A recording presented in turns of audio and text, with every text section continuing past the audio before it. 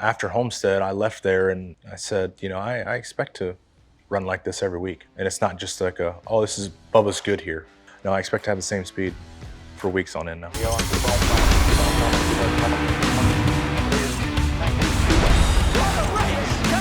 Kevin Harvick does it.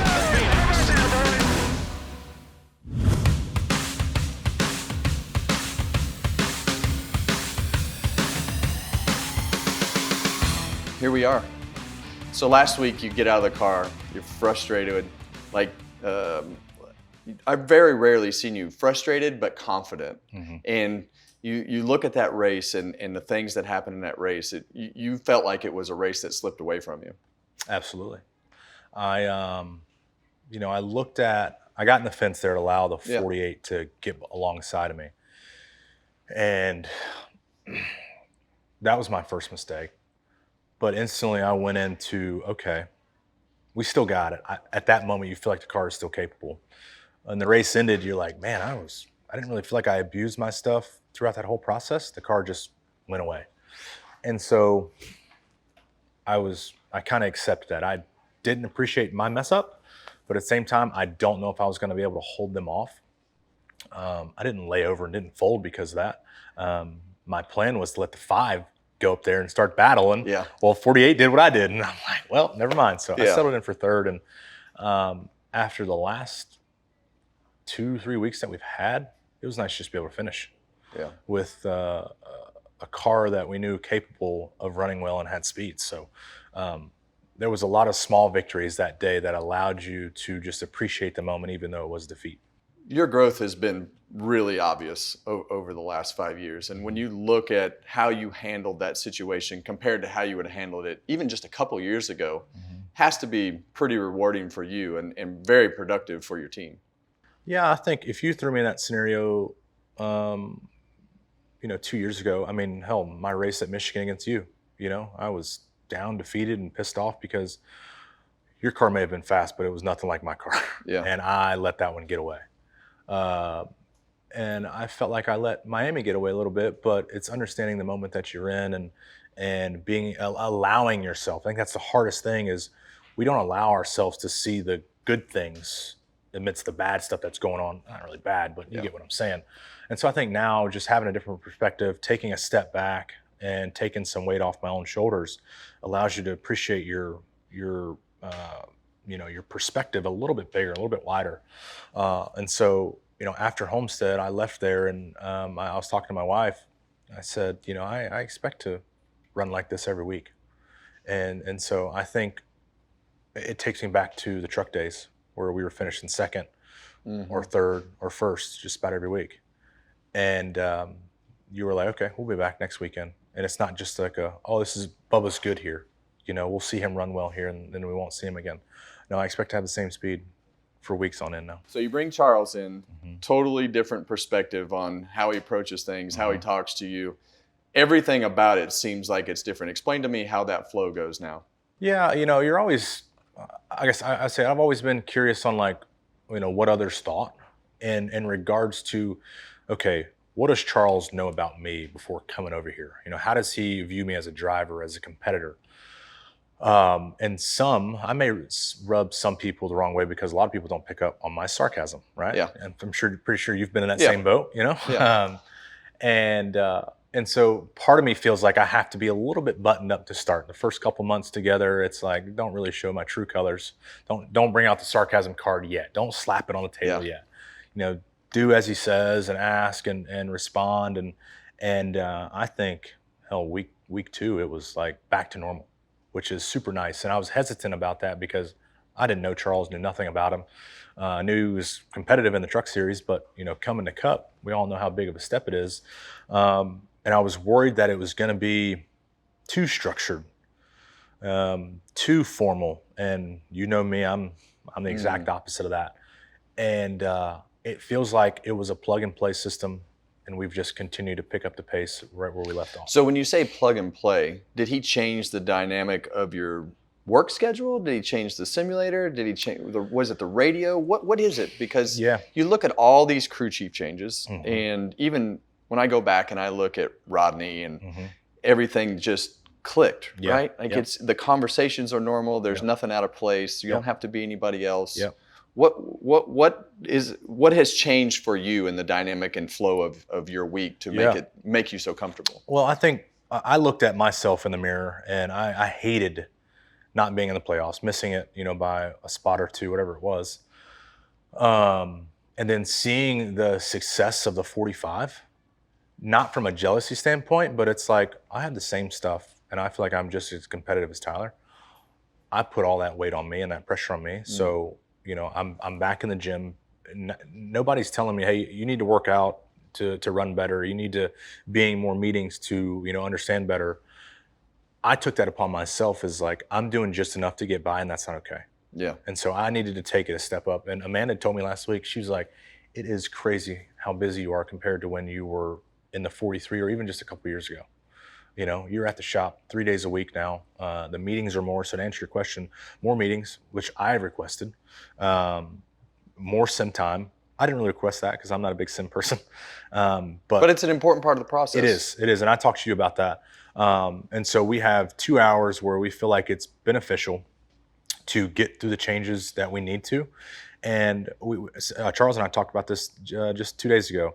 If the sim is off, and you can sense my frustration, but it doesn't even have to get to the point where we're all pointing fingers at each other. They see it. They're like, let's just stop. This isn't beneficial. It's an off week for the sim.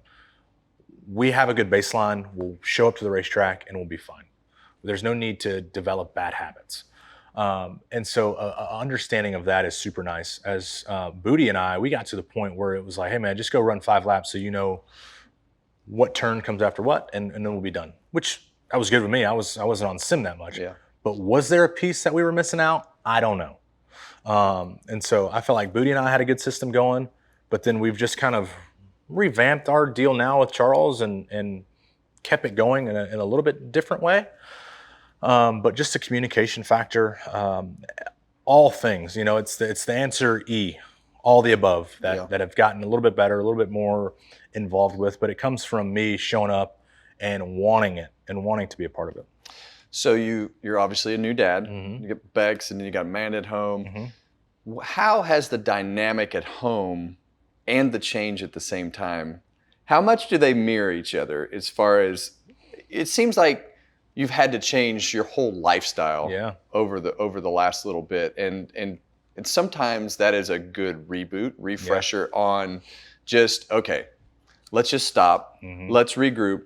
How much do you and Amanda talk about that, and how much does that factor in what I need to do at home and what I need to do at work? Because for me, it was when Keelan came along, everything, all of a sudden, that perspective that you had was for a whole different reason. Yeah. And the flow of everything else didn't matter. You had your race car and you had home. Yep. And that was it. How much has that coincided with the team change and what you've got going on? It's nice when you get back at the right time and they're not asleep, because you get to enjoy being a dad. Yeah. And a bad race or a good race doesn't matter. It's the ones where you get home too late and you have that time to sit there and think about it. Yeah. But then you wake up and it's all gone because you're waking up to a poopy diaper or whatever it may be, right? Yeah. And so it puts things in perspective for you. But I would agree. It allows to have that separation. You go to work, you do your things, you do your meetings for a couple hours, then you come home and you're a dad for the rest of the day. Yeah. And I think the hardest thing for me has been the patience side of things. As much as I've talked about patience and having some of it, Amanda is quick to remind me that I still need more of it because of some of the sleepless nights. By the way. I'm sure it doesn't. Yeah. But some of the sleepless nights that we used to have, knock on wood, he's sleeping pretty good the last 3 nights. So it's those things where you get caught up in the moment because I guess you don't know. You've never done it. We're only 6 months in. 6 months to today. He just turned 6 months. So you're figuring it all out. And so I think, I don't know. It's always, are you ready to have a kid? Well, you're never ready. Until there's no manual. No, there's not at all. And what you say works doesn't work with Bex. Nope. And vice versa. So it's like, no way. Well, what do we do? Yeah. Well, you wing it. And it's trial and error. And I think it's very similar. I know that the home life and the child are very similar to what you deal with on the weekend, but they're two different situations, but very similar in how structure and organization goes along with being successful. So let's talk a little bit about being a dad. I know for me, when Keelan came, I wanted him with me all the time, and you're 6 months in, and that's going to slowly change as you start going through the process. Has there been a moment where you're by yourself and you're like, oh man, this poopy diaper is a real problem, and I'm here all by myself, and Amanda's asleep, and have you had to look at yourself and say, I need to make sure that I get through this to change this throw up diaper, whatever it is? Let me hear one. Absolutely. I'll tell you mine first while you're thinking about this. We're driving up 85. And just you and Keelan? Me and Keelan. Okay. And I smelled that we have poop. Yeah. We pull over along the side of the road, and the poop is all the way up his back. Oh, no. And he has crapped his pants all the way up his back. And I am not prepared. I have no option to look at the wife and pull my shirt above my mouth because I'm gagging. And I lay Keelan out in the back of this car, and there is poopy diapers. Yeah. And I have no clothes. Oh, I have no extra clothes. Oh. So are you that prepared yet? She will have a diaper bag ready that has the clothes in it. So if I forget the diaper bag, then that's on me. But it's already prepared. So all right. I'm a step ahead there. All right. Well, that's good. Yeah. So when you look back at everything that led you to go into 2311, you started at 2311. You've run 150 races. You're 5 years into this process. What has that learning curve been like? You've been through 2 cars. Yeah. What has the learning curve been like going from starting at 2311 in the old car compared to where you are with today's car? What did you have to change? What do you think the biggest change has been over the last few years?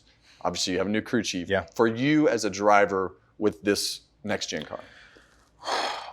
That's a good question because, I look at when I joined 2311, it was like starting over again almost. Even though from the team or just from yourself personally? From myself personally, coming from the 43, where we had at that time 4 shots to win a race, and then you sprinkle in like an Indy or somewhere else where we would show up and run good. And I told these guys to start that it's hard when you're thrown in a situation and you have that same scenario over and over again. You kind of mold to said situation of not being very competitive and trying to do everything that you can, and it's still not good enough. And so you bring some over the bad habits, your instincts from that moment, and to a new team, and it all kind of feels the same. When I look at how we started with 23, we were a couple spots better than the 43 at that time. So I felt like it was a lateral move, but it was more so me not understanding the full potential of our team, our people, our race cars, and just the opportunity that I had. And so that's taken me a while. And so we made the changes, had Booty come in, figured out the new car a little bit. By the time that happened, a new car was brought to us. Yeah. And so now it's a massive learning curve for us. And it's taken a while to understand the magnitude of how every little detail matters from every person on your team. And most important, it starts with yourself. And so understanding how to, get the most out of each tire on any given corner, how to load it longitudinally versus laterally. Like, I wouldn't be mentioning these words 6 years ago talking to you about it. I'm just like, I drive into this mark and figure it out from there. But I've been able to figure out how to manipulate this car when I'm in control of the car. That's been one of the bigger things for me is you've always told me you can't drive a slow car fast. And necessarily I don't believe we have slow cars, but I think we have cars that drive me. And I struggle to figure out how to overcome that, as to where you seen Miami, I was in control the whole race, and there's the speed. And so now we're trying to figure out how do we show up with that capability. It could be a 10th place car, but I'm in control. Let me figure it out from there. If we're a 10th place car and we're going to drop because the car's in control, that's my disconnection piece there. I still got to figure out. But I think before, when we started, it was just showing up and racing my heart out. I remember coming here, I think it was in the 43, and I think it was a race I finished 11th. and I passed you, I passed Newman, surprisingly, I passed Newman. We all know how of a headache that was. Yeah. But I remember those days, and it was just showing up and driving the absolute hardest that you could, instead of understanding now, like, let the little fish go, catch the big fish later type mentality of like making sure it lasts. I mean, when I passed you, I don't know how I didn't crash into you and just move you out of the way like you would see a rookie do, because that's the mentality I had. Yeah. And now I look at other rookies coming through, like Carson or Riley. Like, their mentality right now is probably just to match the pace of their competitors and go get some more. And it's so vague. And so when you can understand all the different avenues and boxes that need to be checked, it's just a whole new realm. And it's crazy to think about. And it comes quicker for others. Like Larson. If we introduce a new car tomorrow, who's going to be one of the first ones to figure it out? Exactly. Larson. Yeah. And that's okay. I just have to do extra work to get to that level. Yeah.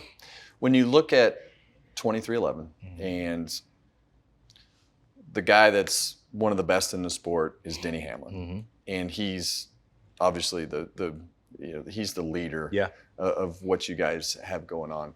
But I don't know that he gets enough credit for his work and his commitment to not only his car, but the team, the sport. Yep. This guy is into it on a daily basis. No doubt. Explain to me the process that he and the relationship that you and Denny have, and how he is he hard on you, or is he straightforward? Does he what kind of boss is he? I would say straightforward. You know, him and I have a unique relationship. I texted him this in the off season. I said, hey man, you know, we haven't always had the same perspective, you know, an eye to eye viewpoint on things. But there was a lot that you've taught me in the last year, and then, you know, not missing the playoffs was big, and so I said, you're appreciated more than you know. So I appreciate what you do for us.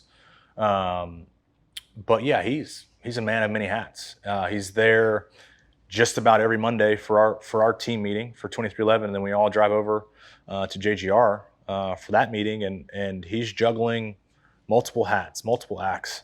But you can see him passionate in our meetings. Not saying that he's not in JGR, but when we start complaining about something necessarily that he didn't have, he asks the questions on what, why, and how. But then if he can't relate, then he basically says, you got to figure it out. And so, you know, I'm keeping it very surface level, but Denny does a lot, and it's impressive how he can manage both hats, because you got all the racetrack stuff. He's about to have another kid now, so on the personal level, more power to him, because it's his first boy. So either you or I can maybe give him pointers. So, but it's just a lot to be able to manage. So I think he does that well. And you know, when it comes to Sundays, I go back and watch the broadcast on a Monday or Tuesday, and we talk about racing the boss and whatnot. The 11 car is not a boss. It's another competitor. So that's how I view him. Such an interesting dynamic. Yeah, and if we get into it, okay. But it's not like an employee wrecked the boss or a boss wrecked the employee. It's two competitors going at it, because it's not like I reap any benefits when the 11 car wins. Yeah. I mean, it's different for him. He reaps benefits when the 23 happy wins. Boss. Yeah, happy boss, right? Yeah. But it's just straight competition when it comes to Sundays. So where does Michael fall into this? Tell me about his leadership and how he helps guide you. Yeah, MJ is more of the mental piece of it, the philosophical side of it. After every race, it's a good race or tough luck or whatnot. It's that side of things, and more so because you can't really get technical with him, because he doesn't really know much about the car itself. But he's always the glass half full. And I look at Vegas. He said great points day or something, and I said, man, it's tough. I don't know what else I could do to, you know, get this turned around, because I felt like it was starting to resemble my previous years of where it's good to start and start to fade off, bad races. And he's just said, keep the faith, keep after it, because you're there. And so it's more of believing in yourself. That's the perspective that he provides, and it's appreciated 10 minutes after he says it, not in the moment where you want to vent and be pissed off. It allows you to decompress and appreciate those. Can you win anywhere now? Yes. Over the last summer, I got to spend a lot of time with you. And I watch you race these legend cars with these kids. Why do you do that? And for me, and I think a lot of people that were around you probably had a different opinion of you when you started from when you left. Yeah, I agree with that. I've always loved legend car racing, and I always thought that was one of the most beneficial tools to help me get to where I'm at. And I think I may have told you this when you were getting started with Keelan in racing. I said, don't skip steps. Don't go from go-karts to a cup car. It's not good for anybody. And so being out there racing, having the relationship with you and knowing Keelan was running, talking to him about his bad restarts that he always has, I wanted to show up and at least, put my money where my mouth is and go out there. And boy, was that a mistake, because I couldn't get out of my own way the first couple of weeks. But it's the fun aspect. I like to show up and be competitive and have fun with the other competitors. You always have the one or two that don't care that you're there and just kind of knock you around. And it's like, okay, 15 years ago, this would have been a problem. Now you just laugh it off because I'm out here for fun. Yeah. As frustrating and as annoying as it can be, I have to look at myself as the elder statesman of the group. And, I can't, go at somebody. It's more so of like, hey man, like that was dumb. Why are you running into me? I can help you not do that. We can put our frustrations aside and figure it out together. And so I think now looking at that, that's kind of some fun in that. When the competitors, did you ever visualize yourself as being that leader? No, not at all. And it feels like I say something, and then 30 seconds later, I'm like, who the hell is this guy talking? It's cool because you learn all those things that, I guess just through time, you pick up on certain things to figure out what to say and what to do. Well, that's life. It is. You mature as you get older. Yeah, no doubt. 2 more questions. We'll go straight to the favorite question. What was your first car? That you drove on the road? Yeah, first car was. It sounds very sponsorish, but it was a Toyota 4Runner. I was with Toyota at the time, so Toyota 4Runner. Did you ever have anything that wasn't just part of racing? Have you bought a car that is like, hey, I'm buying this car because it's cool? What's your favorite car that you bought?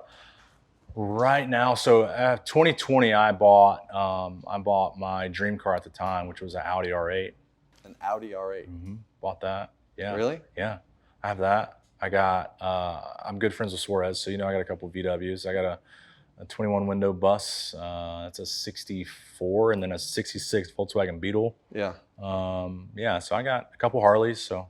As you went through time, we see a lot of these rivalries you guys have such a unique group of guys that have come up together. Yeah. You and Blaney and Chase, and what a class to come through.